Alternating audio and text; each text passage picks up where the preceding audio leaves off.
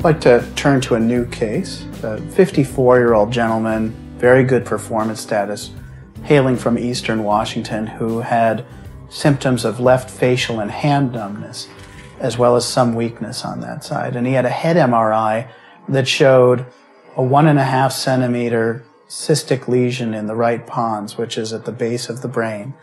And it did not look from the radiologist's perspective to be a primary brain tumor, but rather one that had spread from elsewhere. And that led to a CAT scan that showed a small 15 by 8 millimeter nodule or two. Not clear whether it was bilobed or two separate ones in the right upper lobe. Here is some imaging of the lesion in the base of the brain, that is the white spot in the center there. In the cuts to the right, you could see there's some gray area around that blacker circle, and that is some edema, some fluid around that. He had a biopsy of his lung lesion that showed an adenocarcinoma, and protein studies called Immunohistochemistry of that showed that it started as a lung cancer. So this was probably a situation of a lung cancer that had spread to the brain, but there wasn't evidence of any disease elsewhere. He was specifically referred here to get focal radiation to the brain lesion to control that. While he was here, was also sent with the question of how to manage him more globally. This is his lesion or couple of lesions that are contiguous in the top of the right lung, and there was no evidence of any disease elsewhere in the chest or in the body elsewhere. So the PET scan showed some metabolic activity of that spot in the right, what's called a standard uptake value, or SUV, not very high. He received radiation to that spot at the base of his brain over 5 treatments, and then we talked about what to do. He was healthy, had very good lung function, and he was felt to potentially be a candidate for surgery. Stopping there, I'll ask both Alex and Ann, what are the guidelines that you generally use to consider who you would pursue a curative treatment for 1 or 2 metastatic spots? Are these people who have no nodal involvement elsewhere? Do you need to have a single focus of metastatic disease in a particular place? Why don't I start with Alex? I think a volume of tumor as being important in terms of moving forward. In this gentleman, this was a young gentleman? 54. Right, young, fit, good exercise capacity.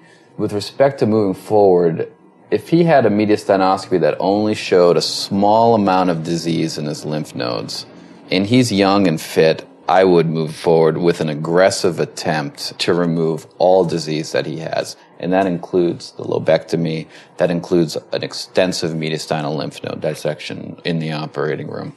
And what's your perspective on who you treat with curative intent despite metastatic disease? We have no clinical evidence-based medicine to support this, but anecdotally, I completely agree with Alex. You use the patient's clinical presentation. Are they young?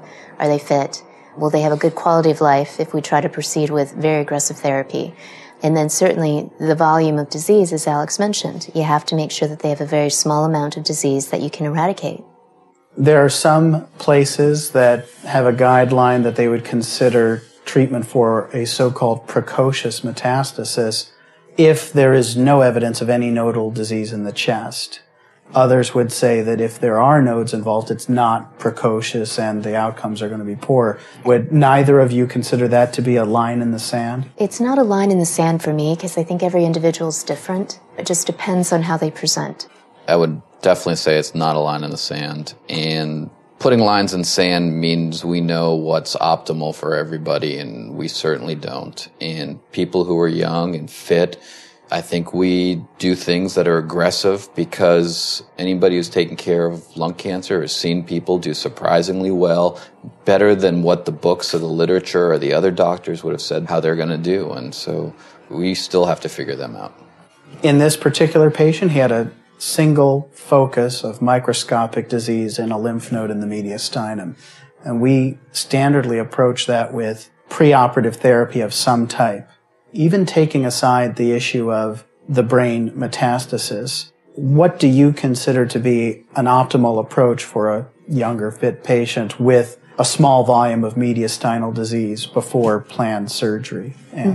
Technically, standard of care would be chemoradiation for a patient with N2, meaning a positive lymph node in the mediastinum disease. Concurrently? Concurrent. However, there are lots of different ways to do this. It's the art of medicine. And some patients may benefit from getting systemic chemotherapy first, followed by surgery, followed by radiation. Or even in a patient with microscopic N2 disease, doing surgery first, followed by radiation, and then actually systemic chemotherapy afterwards would be appropriate as well. Alex? There's no right answer. I would feel comfortable in this scenario putting surgery off until later. This is a systemic problem. It's in the brain, it's in the lymph nodes.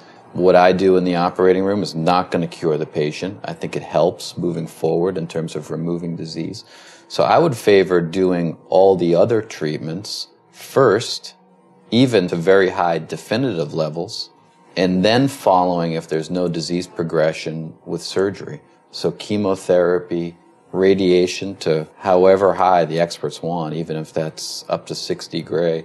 And then if there's no disease outside of where I can take out, then I think we move forward with an operation. Let's go back to the question of someone who presents with a single focus of brain metastasis. He's treated with focal radiation, stereotactic radiation.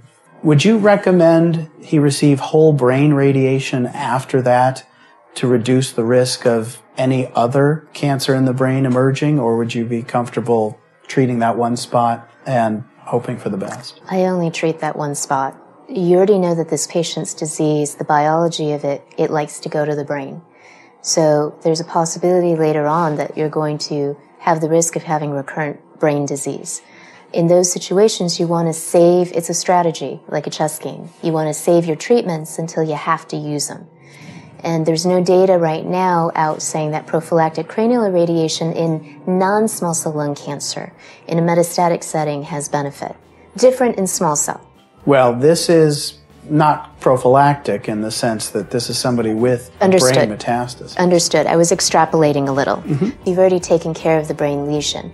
The purpose of potentially going with the whole brain is to prevent further brain disease from occurring. Well, thank you very much. These are tough cases.